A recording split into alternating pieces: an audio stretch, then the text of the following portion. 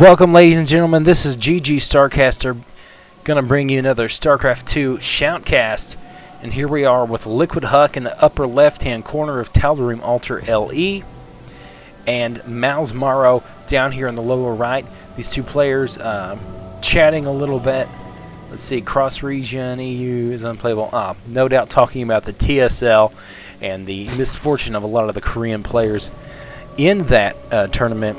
A lot of it blamed on latency and lag, but you know what? Koreans are not the gods that they used to be, at least before. So other players are getting better and are, especially in Europe. I don't think quite in North America. I don't think they're quite as good yet, but players like White Raw certainly can go toe-to-toe with anybody from Korea. And it looks like Huk gearing up to take a fast expand. And we'll see what if Morrow is going to do something similar or not. I can't tell just yet, as he is on 12 supply and has yet to do anything. Looks like he's going to be taking the gas right now and going for a gas pull on this map, which is very interesting to me. I would have thought that a hatch first play would have been a little bit stronger on this huge map, but maybe he's afraid of getting blocked. This is LiquidHuk. He likes to do a lot of cannon rushes and funny business like that. And we have Huk coming down here. It looks like he's going to be gearing up to lay down a Nexus on 16, going for the 16 Nexus. That is very, very greedy play here from the Protoss player Huk, as he is just waiting in order to get a little bit more money, and is simply sending his probe around, buying time to lay down the Nexus. Finally does lay down the Nexus and continues to scout around here. The gas pool could be very strong right here if Morrow decides to go with a bunch of speedlings and put on a lot of pressure early. It's going to be up to Huk to get a good wall in, nice and tight here. He's going to get a forge, and he's going to need to lay down a gateway right here and either completely wall off or leave it just a little hole for the Zealot, or to be filled by a cannon. But I would think that a complete wall off would be better in this situation due to the gas pool build with the fast Zergling speed that Morrow has chosen to take here, and that's something Morrow does quite a bit, although it's a little surprising on this map. Looks like Huk has left a little bit of a gap right here in order to stick a Zealot. So he will not be going for the complete wall off. Morrow is just going to be scouting around here in the base of Huk. 4 Zerglings are now on the field and are moving across the map. Are they just going to be able to take the watchtowers right now and not really going to press any further? The Overlords continuing to fan out, and the scout still going around collecting data is spotting the expansion timing here by MouzMorrow and everything else that's going on in the base. There is a queen out right now and 2 Zerglings, and they are going to kill this probe in no time. And so not a whole lot of information beyond what he already had there. But oh well, this drone is still going around in Huk's base. There's really no way he can deny it until he can get out a Stalker. He does have a cybernetic score on the way. He did go ahead and lay down a pylon, so he is completely walled off, which I believe is a smart thing to do right at this time. Due to the fast Zerglings going to be on the field, can't really put out the units to defend against it.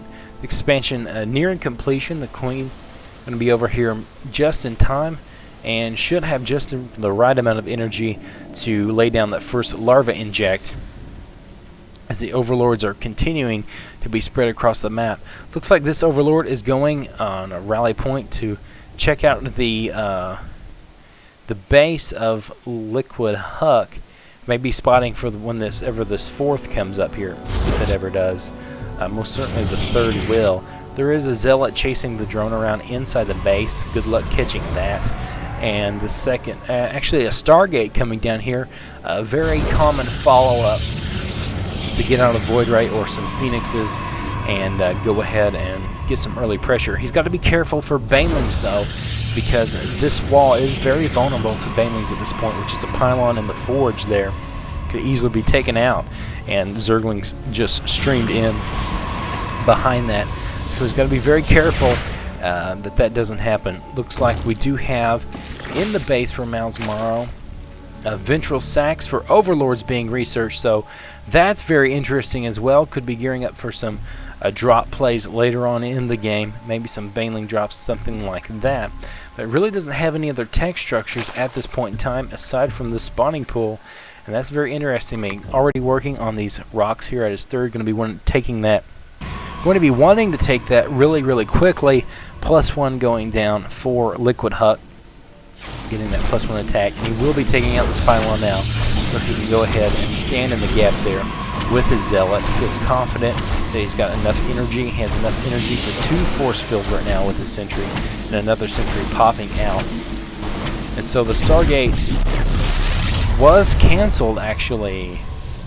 Wow, and now a mass gateway play coming up. This is going to be very interesting to see as this little sentry zealot push. Oh, we see this from Huk so many times, but at the 8-minute 30-second mark, with 2 sentries and 1 zealot, these easily get surrounded like they are right here. That probe is in exceeding danger, and it will get picked off here. I can't imagine it surviving. And great map awareness by Morrow here, and he does have speed overlords with ventral sack, so he can do a drop if he wants to. Is morphing banelings. Oh, he could be going for that baneling drop here, bringing all these units up here to the third of LiquidHuk. Will LiquidHuk be ready in time? Looks like my computer is like freezing up. I don't know why. It's just a small replay. Hang on with me. Oh, come on. Hang on. Ugh. This is rough. I'm actually going to pause it just for a second here and play, see if that'll help. Wow, that's really bad. Oh well. Smoothing out a little bit now, maybe. Whew. Oh, don't die on me, computer. Alright. The overlords are getting into position. The banelings are morphing. We have an overlord full of banelings going down. There is nothing here to defend. What is Huk going to do? All these probes could die. He's warping in 2 stalkers. Oh, but it's not going to be enough as the banelings come down and do absolutely nothing. The more banelings popping down and doing absolutely nothing. Wow. That was really bad. Oh well. He does have a lot of surgeons in the base of Huk right now, but these will be cleaned up very easily with relatively few units. If Huk can get in decent position, he is focusing this Nexus down. He will be taking that out. And so that is annoying, as there is extreme saturation at this base, as there is a ridiculous amount of probes. At that, all the gateways being unpowered.